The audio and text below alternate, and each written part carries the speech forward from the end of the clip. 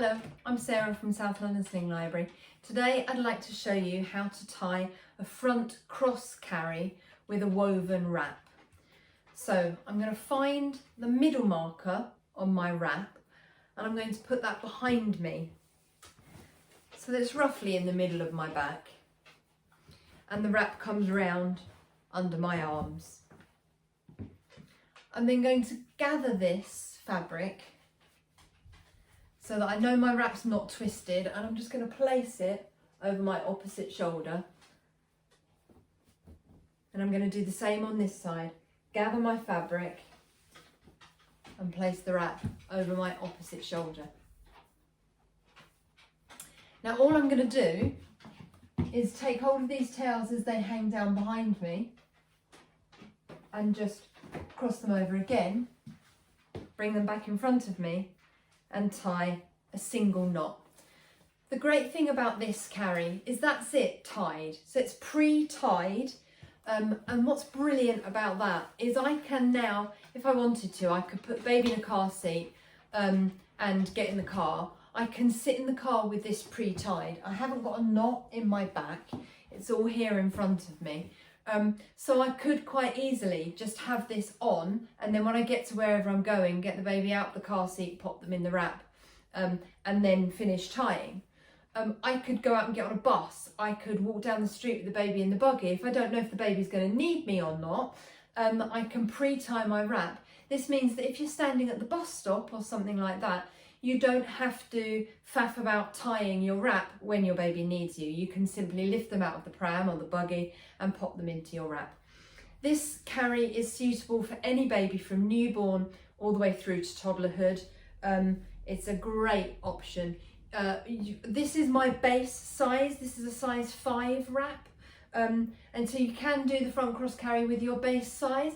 You may find as your baby gets bigger, you might need to upsize. So if I was trying to carry a toddler in a front cross carry, I may well use a size 6, just to give me extra length in the tails. But I've got my newborn doll today, so this is my base size. This is a 5, and that's absolutely fine for me. So if I put my hands in and just push out, I can wriggle my shoulders, get the extra slack from behind me. That gives me enough space to put my baby in there, and then all I need is my baby. So this is Jamie. Jamie is my newborn size demo doll.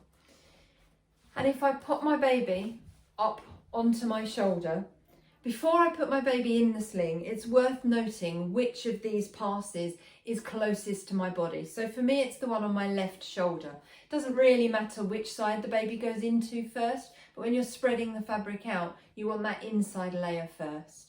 So I'm going to hold my baby up on my shoulder. I'm going to put my hand under that fabric, just take a foot and just lift it through the fabric like that. And then all I'm going to do is a hand on baby's bottom, a hand on baby's head, and I'm going to switch shoulders. Just like that. And then I'm going to do exactly the same on the other side. Put my hand under the fabric, hold onto the baby's foot, and just gently guide the baby's foot through the fabric.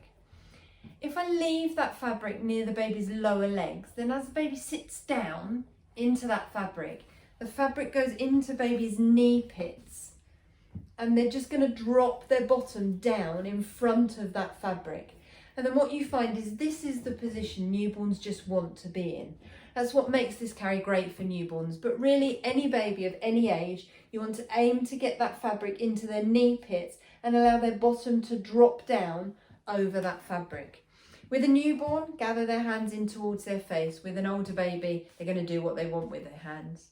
So at this stage, I now need my inside fabric. So that was the fabric on my left shoulder.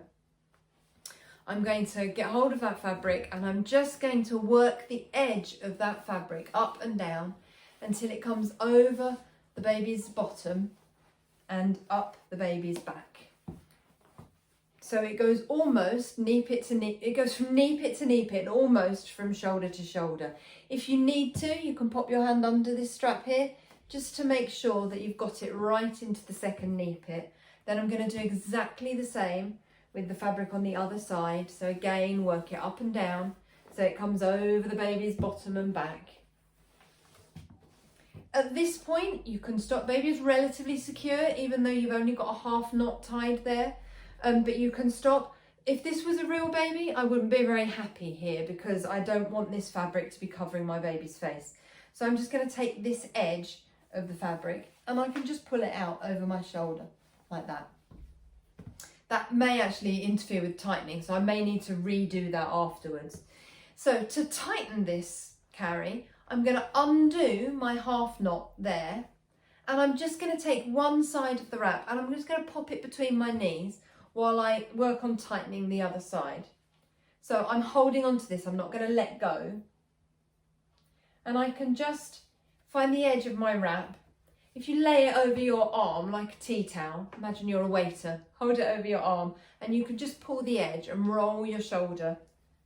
And then a bit further along the wrap and a bit further along. So you want to tighten along the whole width of the wrap.